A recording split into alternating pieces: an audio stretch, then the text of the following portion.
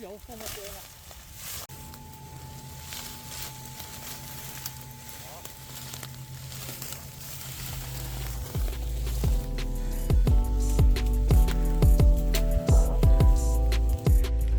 今日嚟行一個Pitmaster 嘅山啊嚇，係一個好似好易，但係又唔係太易嘅山，就係大埔嘅三門墩。咁咧佢就係喺大美督入面嘅。咁一般我哋嚟行呢個山咧，通常我都會係可能係行環湖啦，或者係鬼手岩啦。行完之後出翻嚟主壩嘅時候咧，就會經過三門山。咁個山唔係好高嘅啫，但係個難度咧就係因為冇路，咁咧完全係要push 上去嘅，即係經過啲草咁樣爬上去。咁所以咧看似好易嚇，咁可能個高度都係100零米，但係咧就因為冇路，要爬啲草，要撥啲草，咁難度就喺呢度嚟。咁今日咧就仲係天氣炎熱啦，雖然已經係過咗中秋，咁就簡簡單單嚟淨係行一個山嚇，咁就唔好太過進取。咁啊，今日咧我就唔係帶隊，我跟隊嚟嘅，同埋睇下嗰度嗰個狀況如何啦，因為應該都好耐冇人行。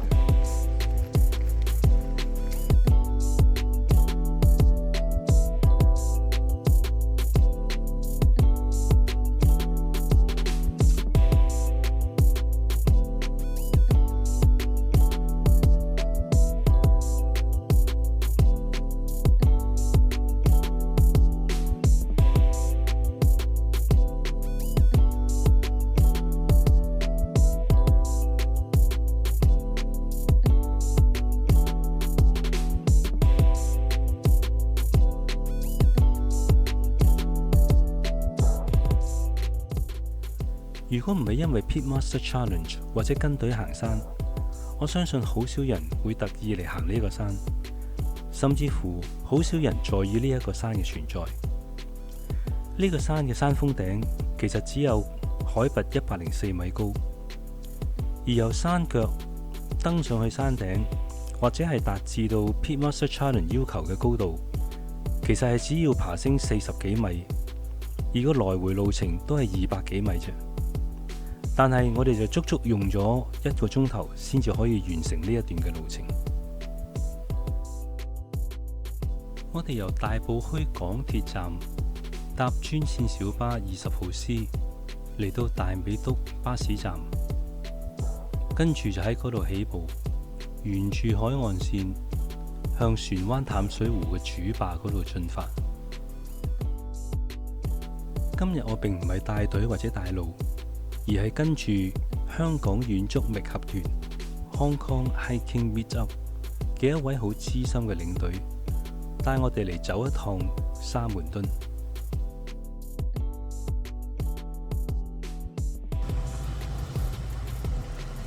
要單獨嚟行三門墩呢一個山呢，就可以先搭車去到大美督，即係燒烤場嗰度攞車。跟住咧就行入嚟主壩嗰度，然後一路沿主壩行到去就係前面呢一個山。所以完成咗個主壩之後咧，咁我哋就左轉入去，然後再揾路上去三門墩嘅。跟住咧就係原路翻出嚟，因為側邊都冇地方可以撤出㗎啦。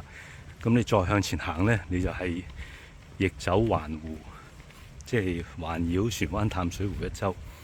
咁所以呢，就都係原路入，原路出。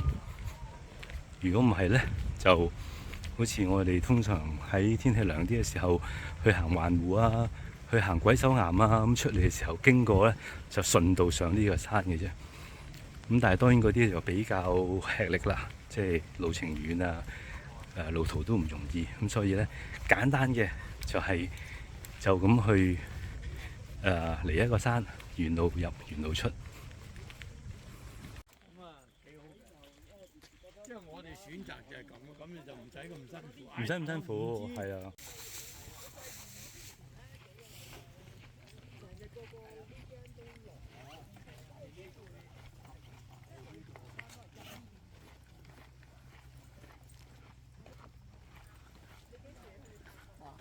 我第一次過咧，綁嗰條絲帶唔見咗咯，條大絲帶。絲帶咯，見到大嗰條。大嗰條。大嗰條就我綁㗎。係啊，冇錯。係啦，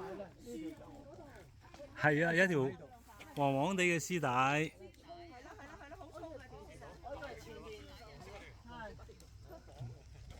嚟到呢一度咧，就有個開闊少少嘅位。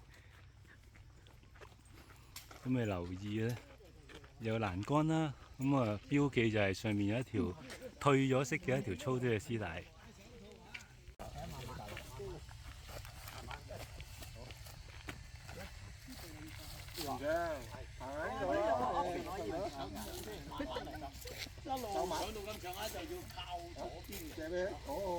上到嚟呢度咧，就跟翻條絲帶，頭先下邊見到條厚粗嘅絲帶，就喺度再揾路上啦。不過而家啲草已經長得好密。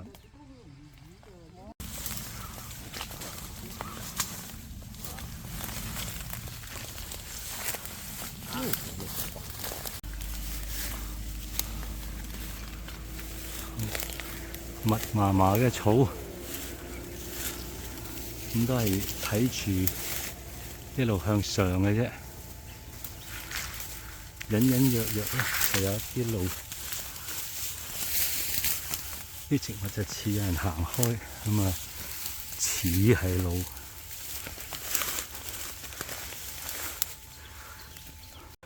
一來就望住方向一路向上爬，二咧就係睇下沿途有冇絲帶。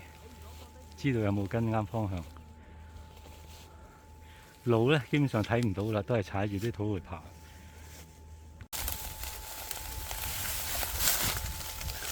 哇！好有風啊，正啊！上少少啊，手少少有風啊！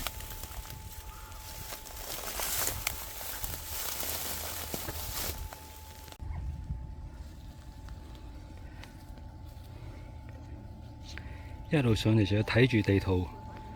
咁咧就到超過100、超過80咧，就可以休息一陣回頭啦。呢度望翻出去就成個船灣淡水湖。回程係一啲都唔比上山易啊！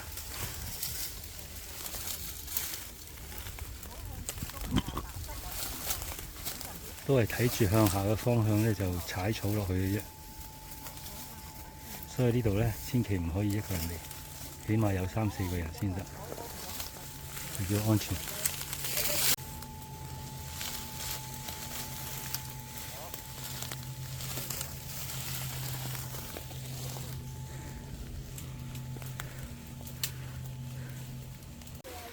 哦，見翻個鐵欄杆。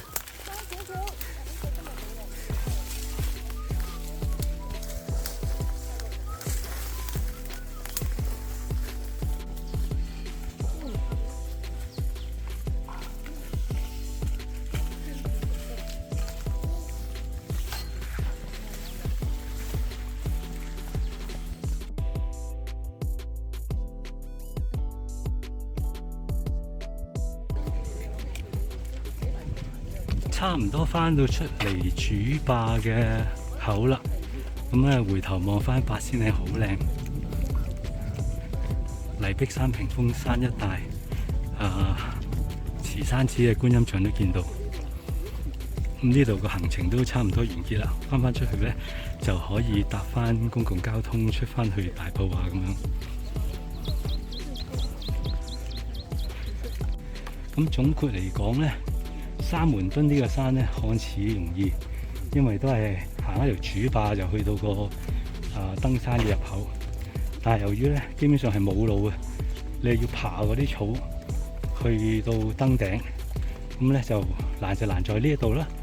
咁如果係天氣熱嘅時候咧，咁就算一個即係短嘅100-200米，其實都唔容易行嘅。